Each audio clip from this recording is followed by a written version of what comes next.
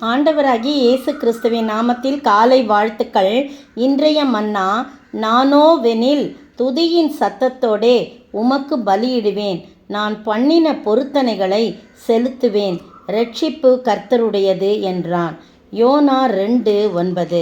இந்த சம்பவம் நம்ம எல்லாருக்கும் தெரியும். யோனா கர்த்தருடைய சித்தத்துக்கு விலகி அவன் தர்ஷீசுக்கு கப்பல் ஏறினது நமக்கு தெரியும்.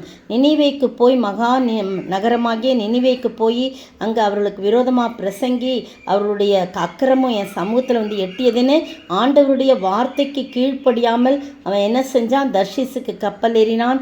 ஆனால் ஆண்டவர் விடவே இல்லை. அங்கு அவன் அங்கே நிறைய புயல் காற்று வீசுது, பயங்கரமாக கடல் அலைகள் அந்த கப்பலையே அமிழ்த்து விடும் போல இருக்குது. கப்பற்காரர் பயந்து எல்லாம் அவங்கவுங்க தேவனை நோக்கி வேண்டுதல் செய்யுங்க, பாரத்தை லேசாக்கும்படி எல்லாத்தையும் சரக்குகள்லாம் எல்லாம் ஏற்றிட்டாங்க. அப்போ கூட என்ன ஆகலை, இது பண்ணலை. அப்போ இவன் என்ன பண்ணுறான்? ஒன்றுமே தெரியாத மாதிரி கப்பலின் அடித்தட்டில் போய் தூங்கிக்கிட்டு இருக்கான். அப்போ அந்த மாலுமி எல்லாரும் இங்கே கஷ்டப்பட்டுட்ருக்கோம், நீ உன் தேவனை நோக்கி விண்ணப்பம் பண்ணி நம்ம அமிழ்ந்து போகாமல் பார்க்காதபடிக்கு சுவாமி ஒருவேளை நம்மளை நினைத்தருள்வான்னு சொல்கிறான். அப்போ யார் நிமித்தம் இந்த ஆபத்து நேரிட்டதுன்னு அவங்க என்ன பண்ணுறாங்க? சீட்டு போட்டு பார்க்குறாங்க. சீட்டு போட்டால் அது யோனாவின் பேருக்கு விழுந்து, அப்போ யோனாவை கூப்பிட்டு, நீ யார், உன் தொழில் என்ன, நீ அப்படி சொல்லணும் எங்களுக்கு, ஏன் உன் நிமித்தமாக ஆபத்து வந்திருக்குது, நீ எங்கேருந்து வர, உன் தேசம் எங்கே, நீ என்ன ஜாதியான்னு எல்லாரும் வரிசையாக கேட்குறாங்க.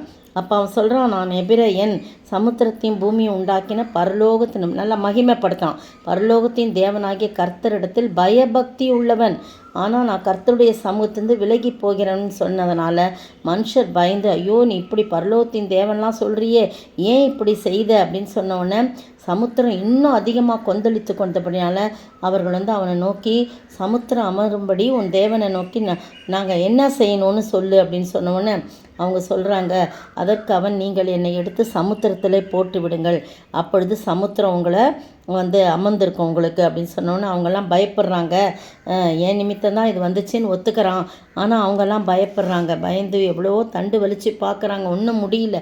அதுக்கு பிறகு அவங்க கர்த்தரை நோக்கி கூப்பிட்றாங்க. பார்த்தீங்களா, புறஜாதியார் அவங்கவுங்க தேவனை நோக்கி கூப்பிட்டுருந்தவங்க, இவன் நிமித்தமாக இந்த காரியம் நடந்ததுன்னா ஏதோ ஒரு பெரிய அற்புதமான தேவன் இவங்க அப்படின்னு சொல்லிட்டு கர்த்தரை நோக்கி, கர்த்தா பாருங்கள், ஜெபம் பண்ணவே தெரியாதவங்களுக்கு, ஆனால் அவங்க ஜெபிக்கிறாங்க. ஜெபிக்க வைக்கும்படியாக யோனாவை அந்த இடத்துல ஆண்டவர் பயன்படுத்துகிறார். கர்த்தாவே, இந்த மனுஷனுடைய ஜீவன் நிமித்தம் எங்களை அழித்து போடாதீங்க, குற்றமில்லாத இரத்தப்பழியை எங்கள் மேல் சுமத்தாதீங்க, தேவரீர் கர்த்தர், உமக்கு சித்தமாக இருக்கிறபடி செய்கிறேன்னு சொல்லி யோனாவை எடுத்து சமுத்திரத்தில் போட்டு விட்டாங்க. சமுத்திரம் தன் மும்மரத்தை அடங்கி அமர்ந்ததுன்னு போட்டிருக்குது.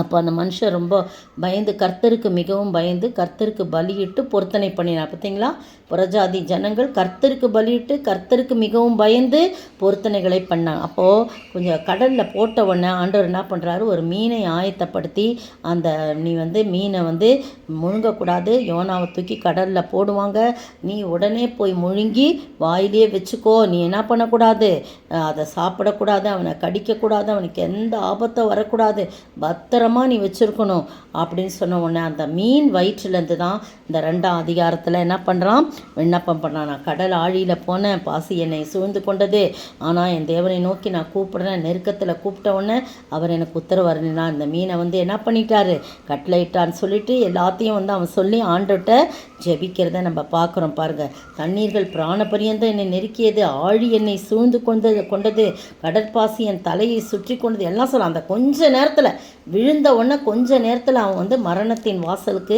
போன மாதிரி இருக்குது. ஆனால் கர்த்தர் அவனுடைய விண்ணப்பத்தின் சத்தத்தை கேட்டார்னு சொல்கிறத நம்ம பார்க்குறோம். அப்போ என் ஆத்துமா என்னில் தொய்ந்து போகையில் கர்த்தரை நான் நினச்சேன், அப்பொழுது என் விண்ணப்பம் பரிசுத்த ஆலயத்தில் உம்மிடத்தில் வந்து சேர்ந்தது.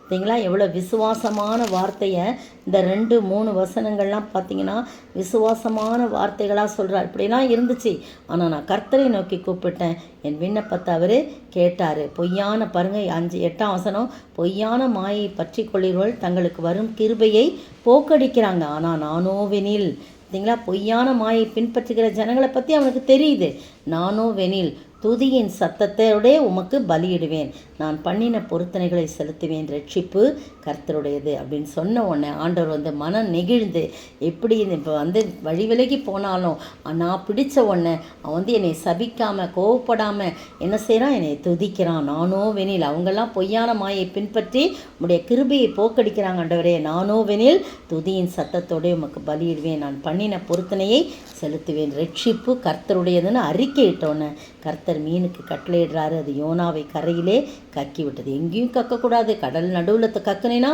திருப்பி அவன் மூழ்கிடுவான். கரையில் தான் நீ என்ன பண்ணோம், கரையில் தான் கக்கணும்னு சொல்லி. இந்த அருமையான தேவனுடைய பிள்ளைகளே, நீங்களும் நானும் கர்த்தரை விட்டு வழி விலகி போனால் கூட அவர் என்ன செய்கிறாரு, நம்மளை தூக்கி எடுத்து நம் மீது கொண்ட அன்பினால் தூக்கி எடுத்து தம்முடைய தூதர்களுக்கு கட்டளையிட்டு என்ன செய்கிறார், நம்மளை பாதுகாக்கிறவராக இருக்கிறார். நானோ வெனில், நாமோ எனில் என்ன செய்யணும், அவரை துதியின் சத்தத்தோடு அவருக்கு பலியிடணும். பலியிடணும்னா மிருக ஜீவன்கள் அந்த பலி கிடையாது, அவன் சொன்னது அது. ஆனால் நம்ம துதியின் பலியை அவருக்கு இடணும், துதியின் காலங்களே அவருக்கு நம்ம செலுத்தணும் அப்படின்னு சொல்லி நம்ம சொல்லும்போது ரட்சிப்பு கர்த்தருடையது. அவரே நமக்கு விடுதலையாக்குகிற தேவன். அப்படிப்பட்ட ஆசீர்வாதத்தை யோனாவை போல நாம் பெற்று வாழ ஆண்டவர் தாமே கிருபை செய்வாராக. அப்படியே விழுங்கினது போல விழுங்கினாலும் கர்த்தர் நம்மை ஒரு சேதம் இல்லாதபடி யோனாவை காத்து கொண்டது போல நம்மையும் பாதுகாப்பார். ஆமென். ஜெபிப்போம்.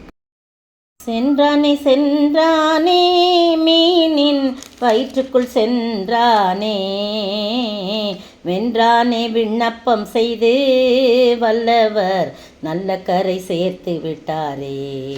தனிமையாக அவன் தூங்க போனான், நினிவேதனை யோனா மறந்து போனான்.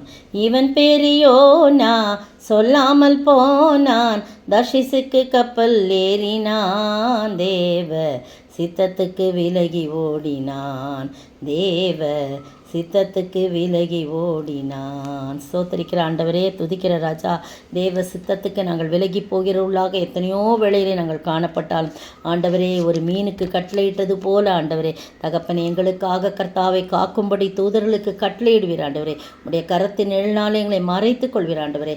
எந்த கர்த்தாவை எதுவும் எங்களை சேதப்படுத்தாதபடி நீர் பாதுகாக்கிறீர். நானோவெனில் நாங்களோவெனில் ஆண்டவரே, துதியின் பலியை துதியின் சத்தத்தினாலே ஆண்டவரே உம்மை துதித்து போற்றி பாடி புகழ்ந்து ஆண்டவரே தகப்பனே, இதோ கர்த்தாவே நாங்கள் உம்மை மகிமைப்படுத்த நீர் உதவி செய்ய வேண்டுமாய் ஜெபிக்கிறோம். கர்த்தருடையது ரட்சிப்பு, கர்த்தருடையது. ஆமாண்டவர், நீரே விடுதலை செய்கிற தேவன். எங்களை அப்படியாய் ஆசீர்வதிக்க வேண்டும் என்றே கர்த்தரும் மீட்பெரும் ராஜாவுமாகிய இயேசு கிறிஸ்துவின் விலையேறப்பட்ட நாமத்தில் ஜெபிக்கிறேன் பிதாவே, ஆமேன். நேற்றைய பதில், எனக்கு முன்னே வந்தவர்கள் எல்லாரும் கள்ளரும் கொள்ளைக்காரருமாய் இருக்கிறார்கள் என்றார். யோவான் 10:8.